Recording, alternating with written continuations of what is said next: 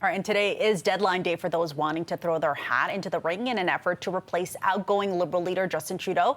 Let's bring in Ottawa correspondent Glen McGregor. Glen, Liberal caucus members set to meet today. Will the leadership race dominate discussions?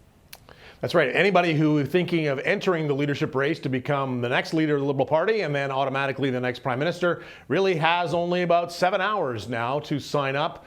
This is the deadline today at 5 p.m. The Liberal Party of Canada has set. Applicants will require at least 300 signatures in support and a check, a deposit of $50,000, which will ultimately be applied to the $350,000 entry fee to enter the race. The key thing to remember about this is that even a wealthy person who wants to run for the leadership can't just write a check for $350,000. They have to raise it. It has to be money donated by supporters, and those supporters are capped at a maximum donation of $1,750. So you need approximately about 200 people to sign over the maximum check to support you. So yeah, the leadership race getting a little clearer now, and a new entrant today coming in just under the wire is Ruby Dalla. She was a Liberal MP between 2004 and 2011, representing the riding of Brampton-Springdale. She's a chiropractor by trade, has been out of politics for federal politics for a little while, but wants to get back in and make a run for the leadership. Hard to imagine how she could possibly win this now, given that she's entering kind of late in the process, and she's up against two very strong candidates in Chrystia Freeland, the former finance minister, and the former governor of the Bank of Canada, Mark Carney.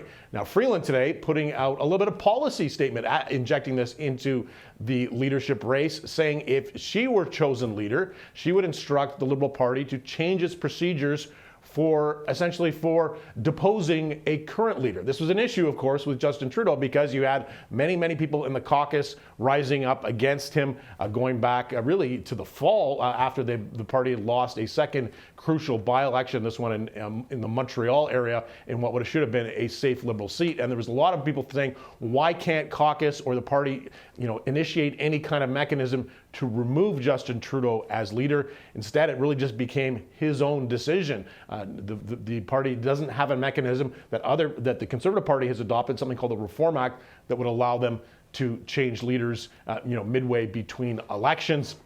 But Freeland now saying this is something she would like the party to explore. Now, in this caucus meeting today, this is the first caucus meeting, full caucus meeting of the Liberal Party since the inauguration of Donald Trump, and obviously that is going to be a major issue. Caucus is going to want to know what's going on, what Canada's response is going to be. They're going to want to know how that meeting between the Prime Minister and the Premiers about Canada-U.S. relations went yesterday. But a big part of this caucus meeting is also about election planning. So they're going to hear from officials for the Liberal parties saying where the party is on this now. They're trying to fill out sort of the roster of candidate vacancies. We know that a lot of people have decided, especially in the last month or so, that they are not going to run again. One of them, of course, Justin Trudeau, saying really just earlier last week that he is not going to stand for re-election as an MP in his Montreal riding of Papineau, and there's, of course, lots of others. Yesterday, we heard that the Emergency Preparedness Minister, former Defense Minister,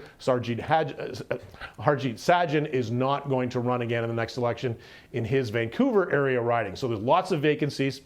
The party really needs to know from that caucus of 153 MPs who is in, who is out, so that they can start lining up more candidates.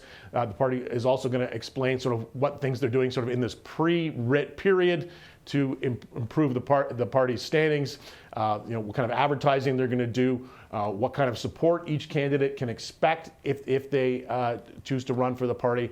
All this stuff is kind of up in the air right now because we don't know exactly the date of the next election, although we think because the Liberal leadership vote is going to be on March 9th, sometime after that, the government will very likely fall when House of Commons returns from the prorogation period, and we're looking at an election.